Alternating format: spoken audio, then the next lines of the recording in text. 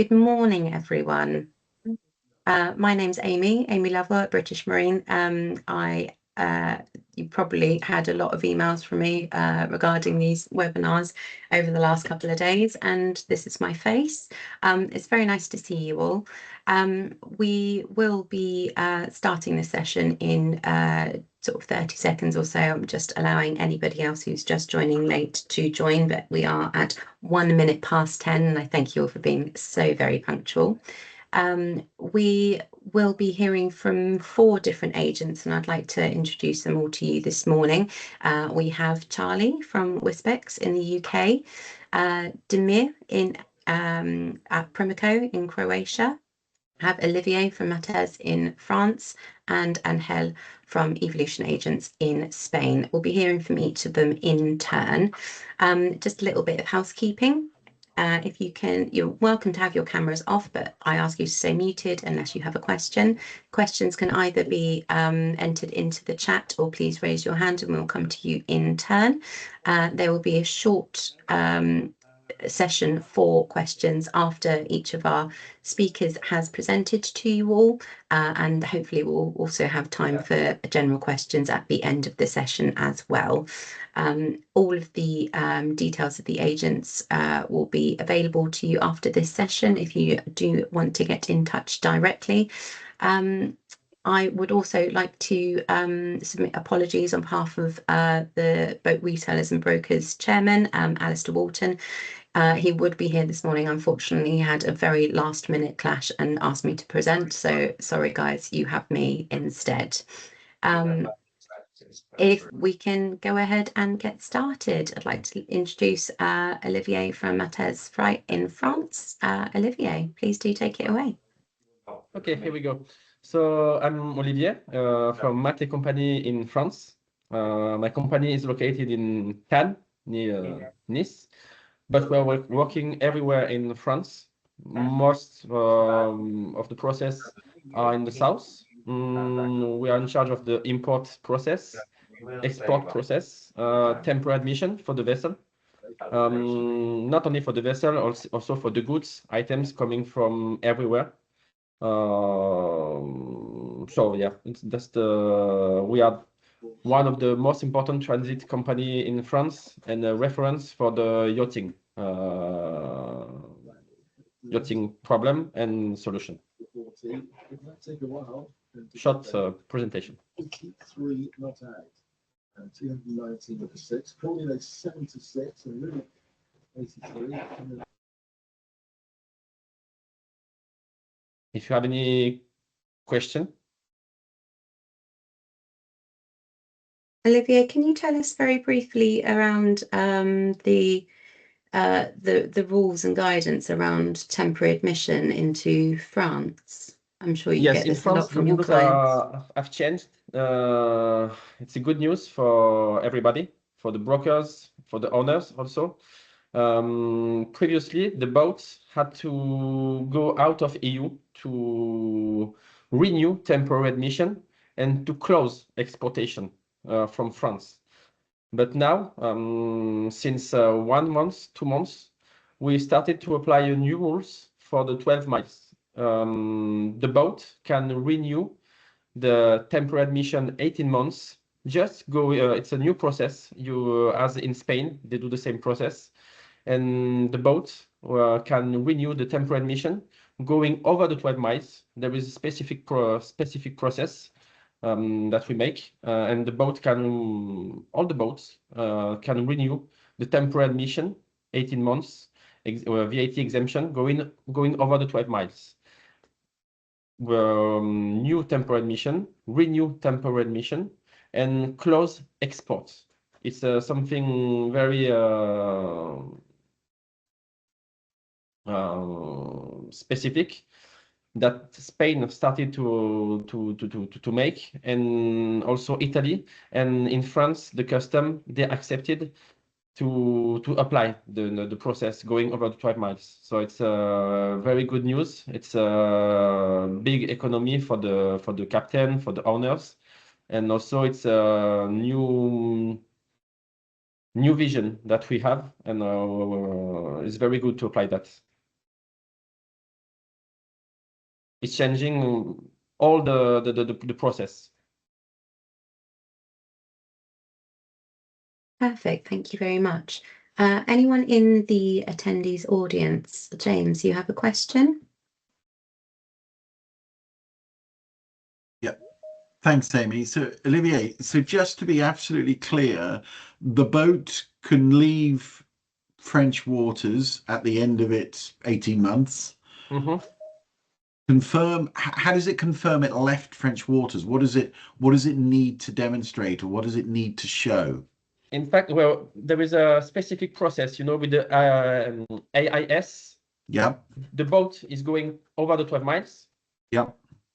We follow the exit over the 12 miles with the on marine traffic, for example, or vessel finder. Mm-hmm. We can track the vessel, and we apply also we make a screen of the vessel over the 12 miles, Okay. and also with the GPS point. There is a specific process. Previously, we did that with the sails into international water. You know, there is a screen with the GPS point, the newspaper of the day, the copy passport of the captain, and the flag registration. Everything all on the same picture. Okay. Yep. Okay, that's apart from the passport picture, that's what happens now. So that's great. Okay. Thank you, Olivier. That's really useful. Thank you very much. Does anyone else have any more questions for Olivier at this time? Oh, Charlie. Yeah, hi. Hi, Olivier. Hi, nice to finally meet you. I know we dealt last year with a couple of boats, and you got us out of a sticky problem with, or our client with a duty on a yacht being under 12 meters, even though it was built in Germany, et cetera, et cetera. Anyway, thanks for that. Yeah, my question was, I often get anecdotal information back from the EU. Now we're outside of the EU, British owners, and I read some of the blogs, and there seems to still be localized procedures for temporary importing. In other words, you arrive at a marina and there may be some kind of qualification that the local customs officer insists upon. What's your experience in France with sort of localized actions by French customs? In fact, yes, because the information originally came from Paris to Nice custom office in our area, and now it's we can say growing. We start to work with depending the request, where we give the information to the custom. Because we have a specific notice from custom confirming the process. Because sometimes last week the local custom they didn't know the change the new rules. So we have to explain, giving the new instructions about the new process. It's very complicated because the information is not how can I say? The problem in France between the custom is the informations. They don't work together. It's a problem. So it's the same in the UK. It's the same. Okay. Yeah. So we have to be patient and explain the situation, giving the proof with the notice we have from the custom, and they apply the new rules. Okay. But every custom we have to work specifically.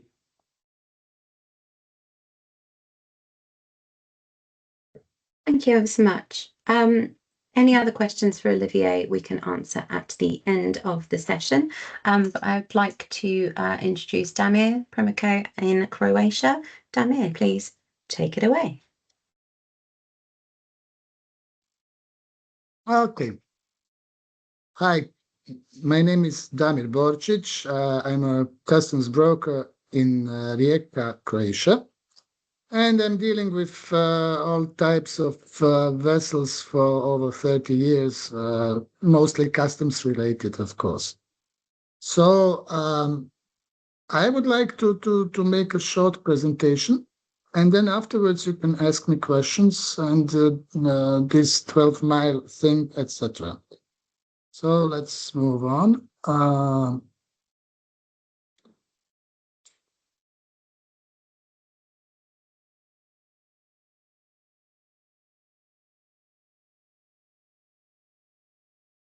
So yachts in Croatia, customs procedures regarding vessels.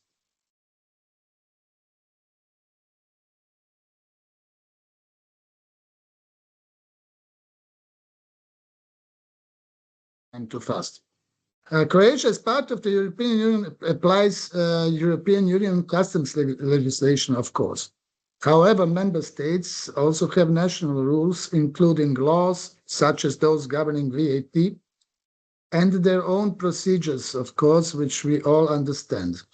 The Common Customs Framework defines what constitutes goods subject to customs procedures, meaning what is the subject of a customs procedure, which are non-European goods, which are all goods that are not produced in the Union and not released for free circulation within the Union. For vessels, please do not confuse the flag with the customs status. So it may be a Croatian flag on the vessel, but the customs status may still be non-EU. So, and vice versa. The customs procedures provided for are inward processing, which we will not discuss further here, release for free circulation, which we will only partly check, and temporary importation, admission, which is the main subject here. Temporary importation always has a time limit, and it may be with full exemption from customs duties for personal use of vessels by non-European residents and similar cases, with partial exemption for commercial purposes and similar, and this procedure may be requested, but it is not mandatory. If economically justified, the release for free circulation is a better option in Croatia for those procedures. Applying self-accounting to VAT on import allows vessels to generally keep their flag and ownership unchanged, pay nothing upfront, and still become nationalized, which meaning EU Union goods. So additional info, etc., you will have in Amy will for sure send to all of you what I sent to her, which are some legal basis and links, etc. If you need anything else, of course, you can contact me on my Viber, WhatsApp, or email. Okay, so this is the part where you can ask me questions.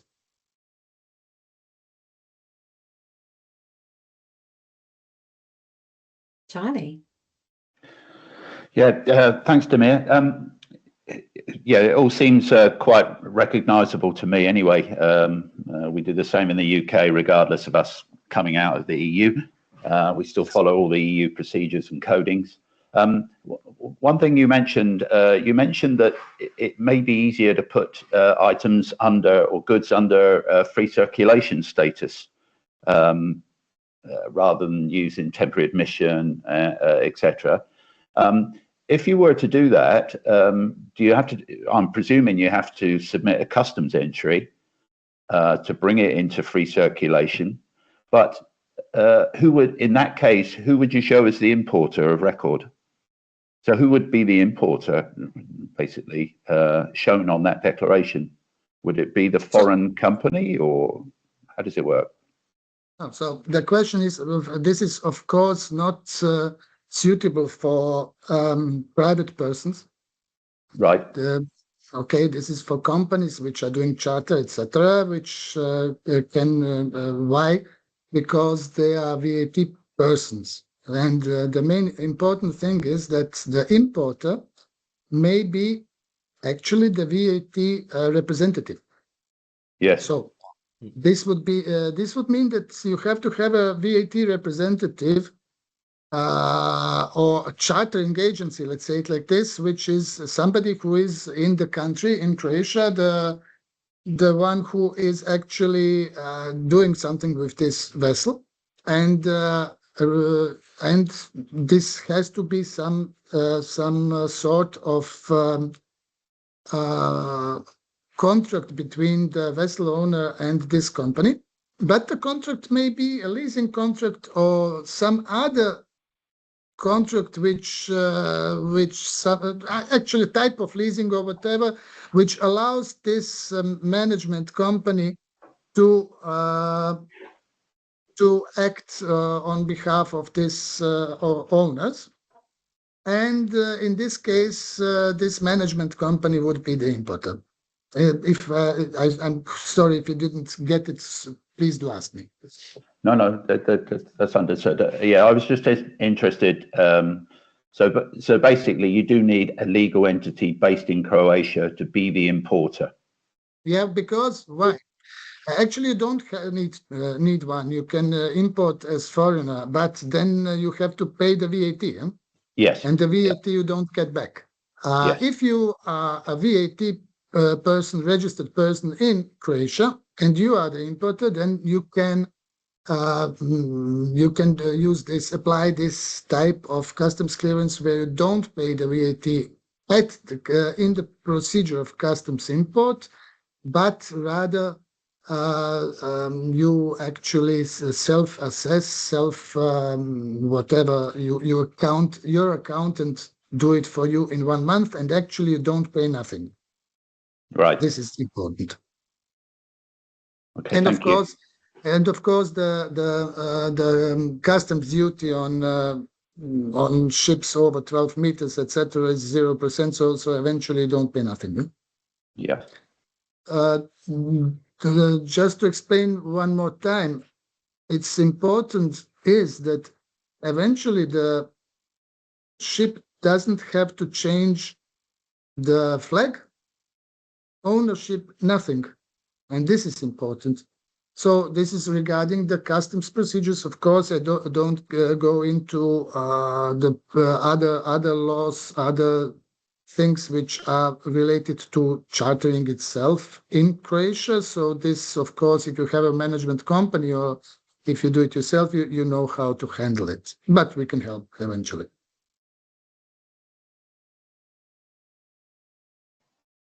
Okay, thank you. Thank you, Damir. Does anyone else have any more questions for Damir directly?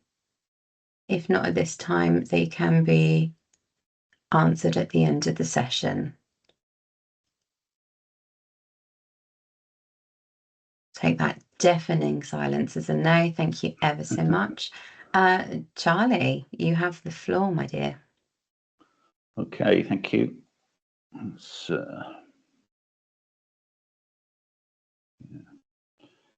Okay.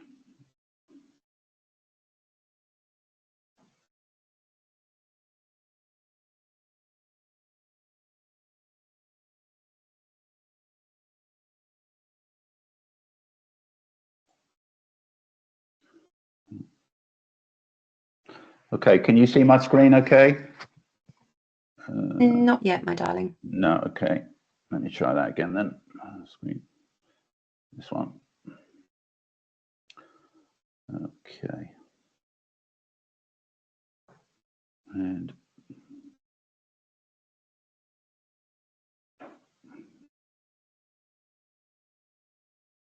Perfect. You can okay. see your presentation. All right. Well, good morning, everyone. Anyway, as usual, I've got too much to say, but I'll try to concentrate here just on TA. And most of my experience of TA, having worked for transport companies like Peters and May, I worked with Seven Star and Complete Marine Freight and others well known in the UK. Anyway. we've experienced various requests from clients. So I've tried to just narrow down to what happens with a yacht if I'm a non-UK resident and I want to bring my yacht to the UK. In my experiences, there's no issue at all. If you're on your yacht and you sail in, nobody's interested from a customs perspective. So generally, does it need a customs declaration? No, it doesn't. It's entitled to what they call oral or any other action. And any other action could be the mere fact that you've entered UK territorial waters, and by virtue of your action, you've been imported under temporary admission. If customs did want to get involved, then normally the involvement comes about because of border force requirements.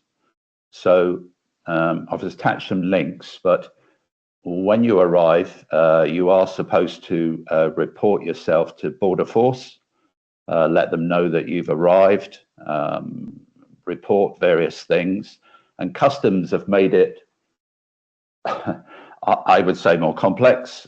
They've been trying to get away from bits of paper, and they've now decided that you have to do it online if at all possible. So a foreign owner sails in, gets a berth, let's say in Southampton, and he is supposed to report himself in to border force. I do recall one rather bemused South African owner who was on a round the world trip and then ended up in Ocean Village, who was told when he rang customs that he had to get in a taxi and go to Southampton Airport because there weren't any border force officers available to come down and see him, which I thought was pretty poor, but you know, that kind of thing does happen. So in general, foreign owner, non-EU, non-UK, can come in without any customs declaration.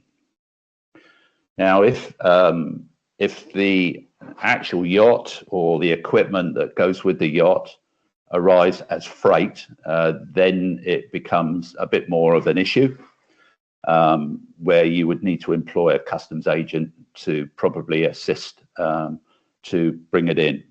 And there are TA restrictions which customs have issued, and for a long time, even as an expert customs declarant, I struggle with. The guidance is confusing. There's multiple guidance. You read one thing and then find out something else. The National Temporary Import Department, just out of interest, I contacted them as they're the arbiters of temporary admission, and they weren't able to comment, which is typically the answer that I've had for the last 25 years. So I kind of had to make up the rules, make sure that we're not leading the client into anything illegal, and then interpret those rules quite often ourselves. If customs do want a declaration when it arrives as freight, then we normally check what TA procedure should be used. All of those procedures have been around for a number of years. I checked this morning, there's 31 different codes that can be used for temporary admission, depending on the products and what they're going to be used for. In regards to yachts, there's probably about 4 that might be of use. The most common one is a means of transport being imported, a yacht being a means of transport. The procedure that would be used is TA for private use. In other words, the non-GB owner has bought his yacht in for his own use. If he wants other people to use it, there is a possibility that he can invite me to come on his yacht and for me to use it, but those customs would then get quite nervous. The principle of TA means that they have to be it has to be for his own use. On that, those facts, he can't bring the yacht in with a view to just selling it. That's another procedure, which would mean looking for somebody who operates customs warehousing. There are a few on the south coast that I'm aware of. Berthon is one. I work with Inspiration. They have a customs warehousing facility. So the yacht can be brought in that's not had VAT paid, and it can be brokered as a non-VAT paid yacht in the UK without the penalty of paying VAT. Then the other option, if a client comes here and he wants work done on his craft, then he has to use, as Damir indicated on his presentation, you have to consider something called IPR, which is inward processing relief. Essentially, that means that a UK yard who have their own IPR authorization can take that yacht in, complete their works with a view to it being re-exported after they finish the works, and VAT doesn't have to be charged to the client. So there's useful mechanisms. TA has never been straightforward.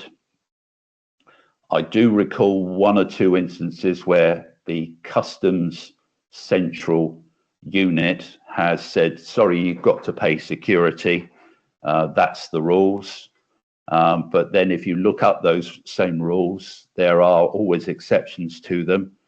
But with the lack of customs knowledge at this central place, they quite often will just revert to their stance, which is, well, if you don't pay a deposit or security, then we won't release the goods. I've not had that happen for many years with anybody I've dealt with, but generally, freight arriving, we can get it through without having to pay any deposits. One of the things I thought with TA that I would bring up is that you do still have to report your yacht in to Border Force. So that's basically the same as you would do a passport control. They want to know who's on the yacht, whether or not you've got any pets or cigarettes or duty frees. It's all a bit of a nonsense, really. But they've moved it to, I think I mentioned, the electronic means of importing. And by doing so, they have made it more complicated. They've also moved to something called a Gov UK entry, which gives you, as an individual, a Gov UK login. Now, I can't imagine most owners will want to go down that route. So I would suggest to them that if they did have to do that reporting, that they don't go down the electronic route, because it seems to me to be very complicated. Just out of interest, I had a go at it yesterday. I had to get a government login to report a vessel arrival. They wanted to know what I had for breakfast, etc., etc. So it was quite detailed. And to be honest, there's still a paper form that you could say, well, here's my paper form, and you still post them and let them know that you've arrived. I don't know if detailed questions are quite difficult unless they know all the circumstances. But I think in general, temporary admission is something that's available.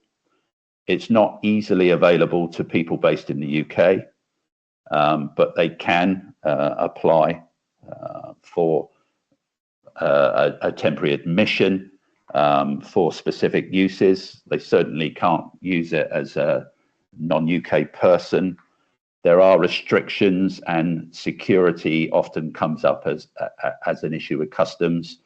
But in my experience, we can normally get around that as a customs broker once we know all the facts. That's kind of it. It's not the easiest of subjects. It's very confusing, as I said, and I'm quite experienced with it. I've looked at it various times, but as long as I achieve the fact that we don't have to provide security, that's been my main focus. One thing I should mention is that, which I find very strange, and I have queried it before with customs, is that they're adamant that if it's on a UK flagged vessel, even if it's foreign owned, you're not entitled to use TA. I think I've come across that a couple of times because I thought, well, there may be owners for whatever benefit they might get that want a registration in the UK or a GB flag. But customs say in the details that you cannot use TA. My view would be is that you would use one of the simpler methods and just avoid that question coming up. If there's anybody in the audience that does have a specific query about TA, it's probably easiest that that we talk outside of this meeting. But if we do have any questions, then I'll try and answer them now. But it's likely that I'd have to come back to you. That's about it, really. I've got, I don't want to bore you, but there are some links that I've just done, which is the basis for what I'm telling you. There's links here. If you can follow them, if you really haven't got anything better to do, then some of these might be of use and will give you a starting point for your query. And if you needed to engage with a customs broker, then obviously I'm available, but there are other sort of specialists, if you like, that deal with Peters and May, 7 Star. So there's others available rather than just me. That's about it. Thank you. That was brilliant, Charlie. Thank you ever so much. Very thorough. I note that there are a couple of questions in the chat, which we will address at the end of the session, if that's all right. Without further ado, Angel, can we hear from you, please, in Spain? Yeah, sure. My name is Angel. I have been working in basically in customs and IPR department in Evolution. So, well, I'm starting to be a bit used to customs office here in Spain. Well, let me share with you a quick presentation. So,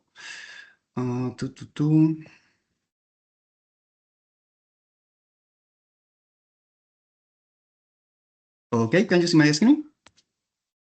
Yes, perfect. Thank you. Okay. So, well, I will start with some news that we have from this year because, well, it's true that the temporary admission and the 12 nautical mile, this procedure has been used for a few years ago, but now, but before April 2025, we had some local customs office that they were still requiring the vessels to leave to Gibraltar or Algiers to renew this temporary admission. So, well, just to let you know, the last news we have is that from this year, all the customs office in Spain agrees to follow the same procedure, and the 12 nautical miles are officially accepted by all the customs authorities here in Spain. So now it can be used for export purposes and to renew the temporary admission.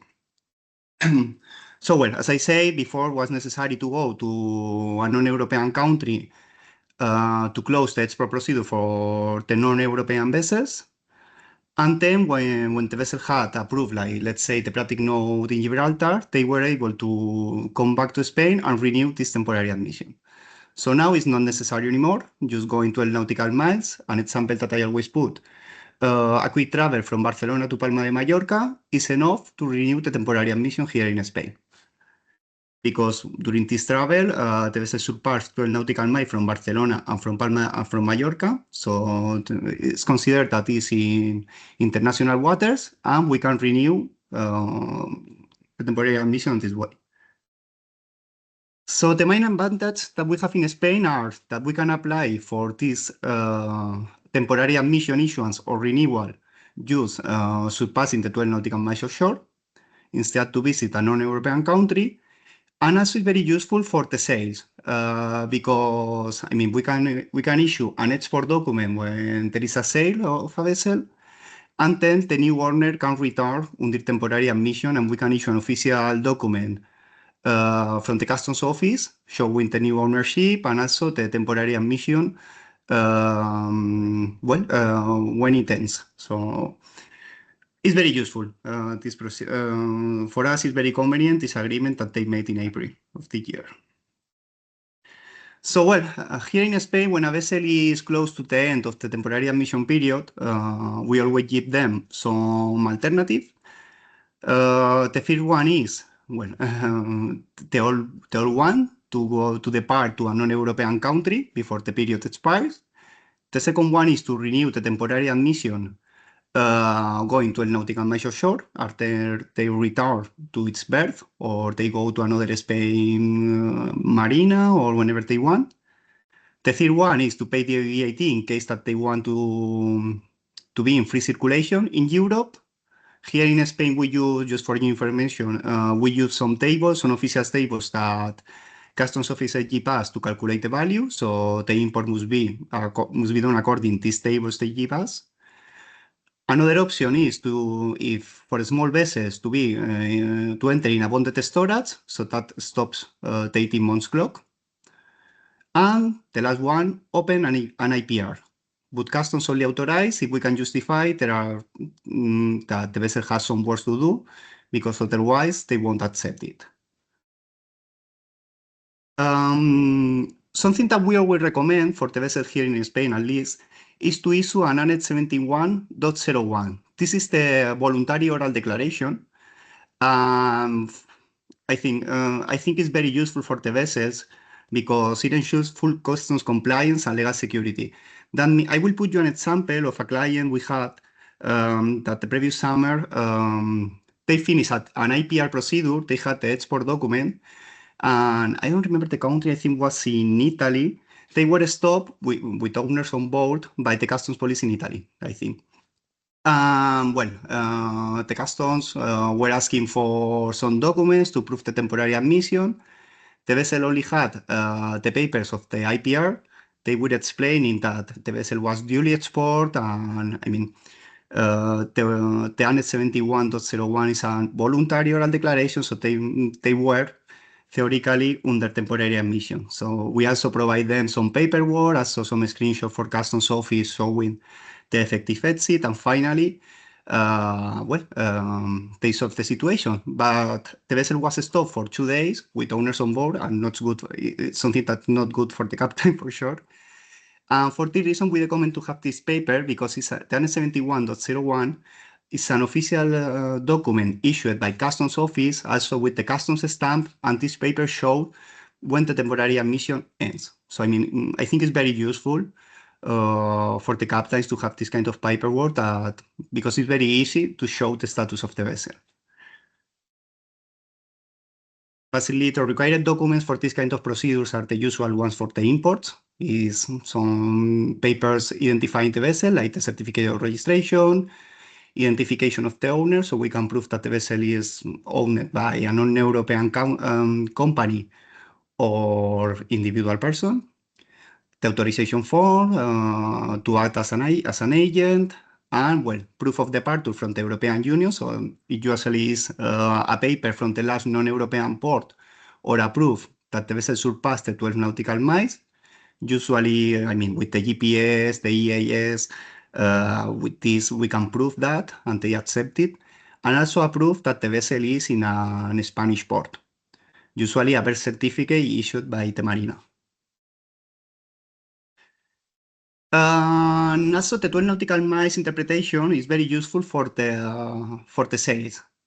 Because as I said, it's very useful that the clients requires any official document from customs to show that the sale took place. In this case, we usually issue an export document showing the seller as the exporter and the buyer as the receiver. So they have a proof that the vessel has been exported. Also, is very useful for the VAT exemption for the sale most times. And when customs authorize the export, the vessel leaves to 12 nautical miles offshore. And once the sale took place, they return. And we also recommend to issue this Annex 71.01 under the new ownership, because the new owner will have some a paper that gives them some security about the status of the vessel as well after the sale. So this new interpretation is also very good here in Spain for this kind of operation. It's something that we are doing a lot, and well, I think it's good for the client. And basically, this is the most important things about temporary admission in Spain, the main advantage and the things to keep in mind if you want to do a temporary admission here.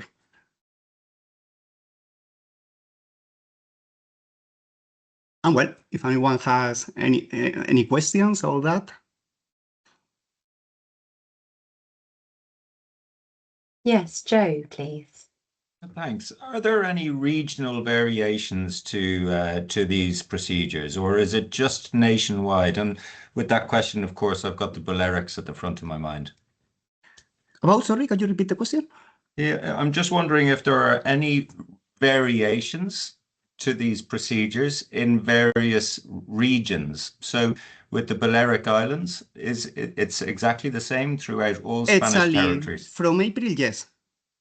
Okay. It was an example because it's true that before April in Palma de Mallorca was not accepted. It's one of the local customs offices that they don't accept the 12 nautical miles, and was necessary to go to Gibraltar to close a sale or to renew the temporary admission. But from April, we are doing this kind of operation here in Palma as well.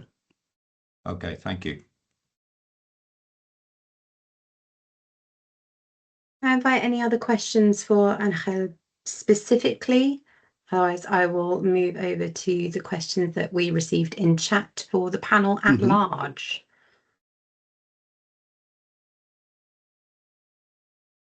Okay, super.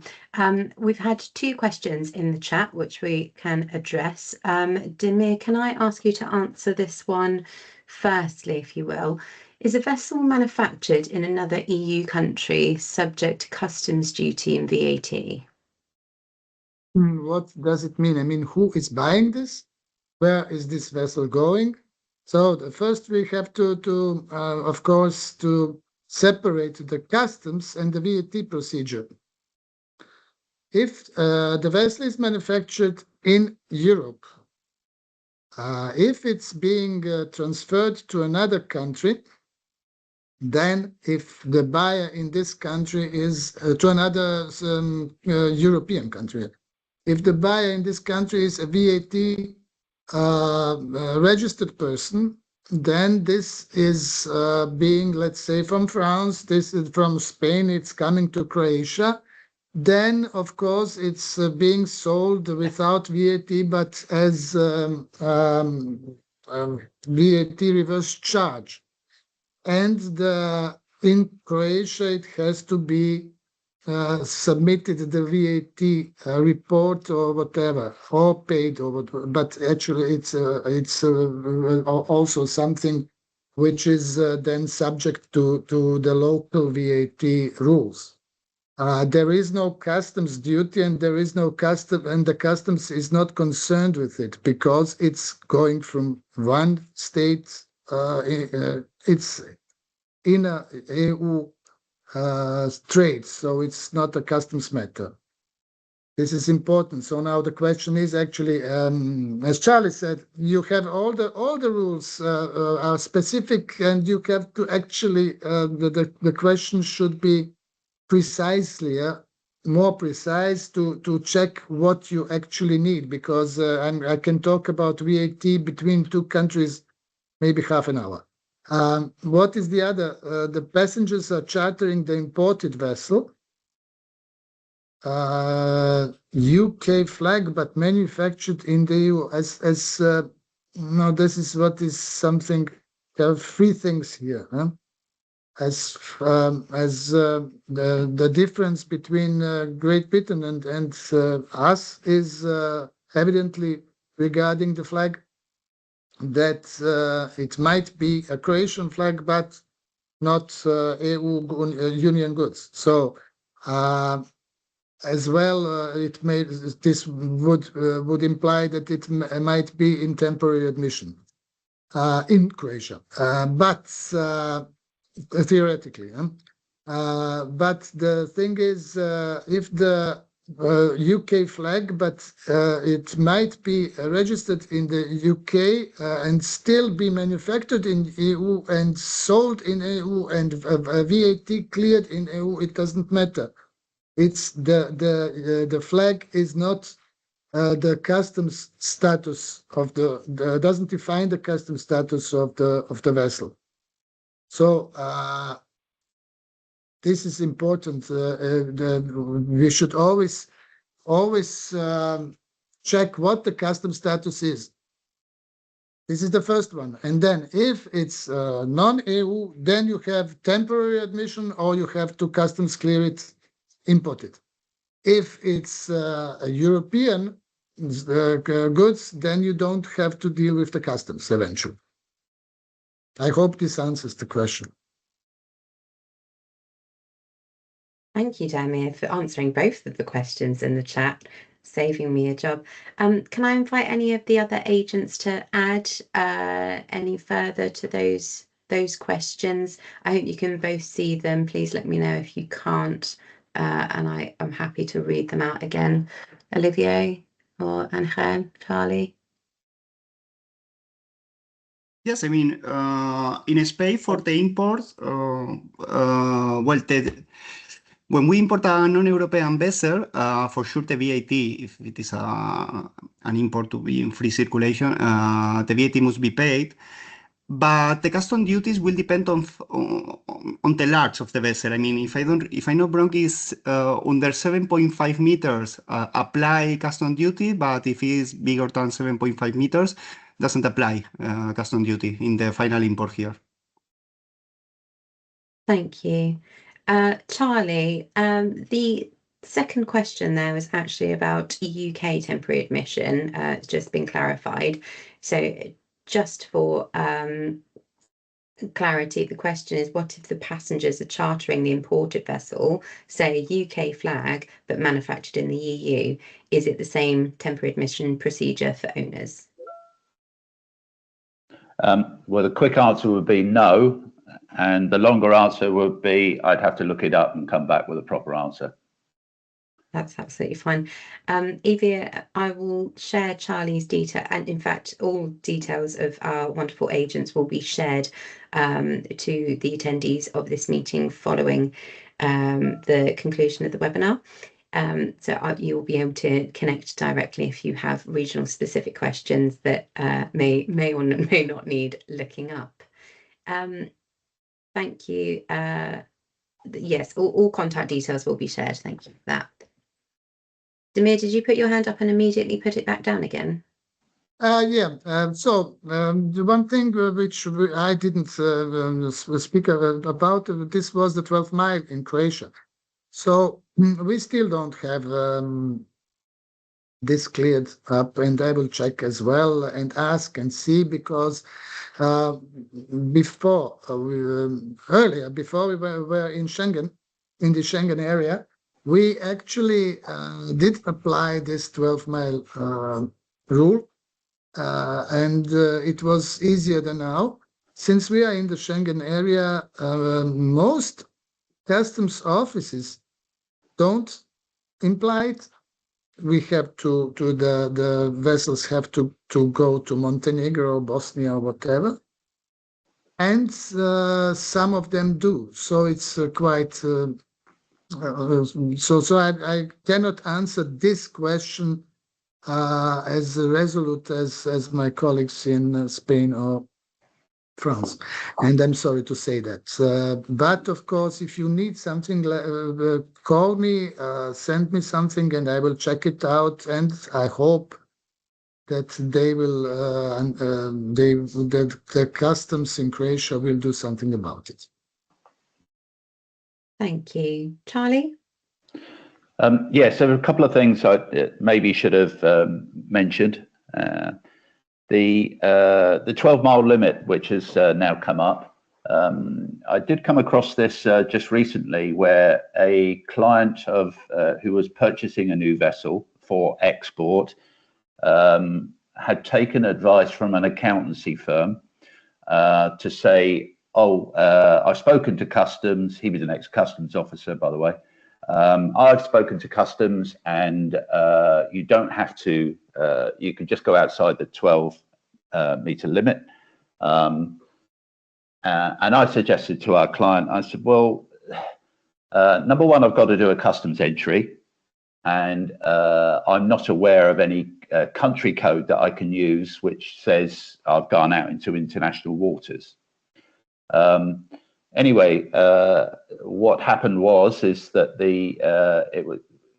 the client was quite insistent. I engaged with the accountancy firm, but I also asked him if he could get a written decision from the UK Customs. And as soon as you ask UK Customs for a written one, you're not going to get one, is my experience, because they're basically laying themselves out to challenge in the future if it's not policy.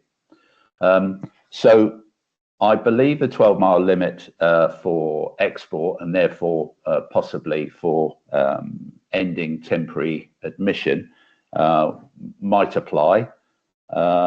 But again, it's one of those things we would need to check.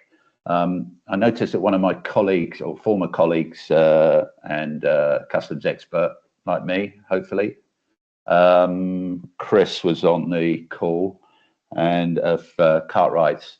And I know that the question was posed to him as a customs agent who dealt with yachts. And we then engaged and discussed about it. My clients had decided against using that method. They were a bit concerned that it, unless it was written in UK law or UK guidance, then they didn't want to really use it. The other slight difference to TA in the UK is that we allow 24 months now for pleasure yachts, not 18 months. And the other thing on that procedure is that I suppose it gives foreign flagged owners, I don't know why they want to spend 2 years in the UK, but that's another matter. But it is 2 years, and they might be able to avail themselves of using that, leaving the 12-mile limit. But I don't think it's that well controlled in the UK in any instance. That's it, really. Thank you ever so much. I see no other hands up and no other questions in the chat. So speak now, or once again, forever hold your peace. Hello, it's me again. Thank you so much, everybody who has taken the time to attend this session today. This session has been recorded and will be available on the British Marine website in due course. We will just need to trim and upload it, and it will be available very shortly. Anyone who has shared their email address in joining this Teams meeting will be sent it directly. Otherwise, it will be sent to the primary contacts of your British Marine accounts. I would very much also like to hugely thank our agents who have joined today, giving us the insight of the various different regions that we all do need to tackle where it comes to difficult situations. Once again, all contact details of our agents will be shared at the in the same place as the recording will sit on the British Marine webpage. So please look to them for guidance, specific questions, and should you need to engage further, then I'm sure they'll be happy to oblige. Here ends the session. I really hope that you found it all very useful, and I wish you all the best with the rest of your day and the forthcoming weekend. Thank you very much. Yes, thank you very much. Thank you. Bye-bye. Thank Thank you. you. Bye Bye. bye. Bye. Bye. Thank you. Bye. Cheers, Amy. Bye. Bye.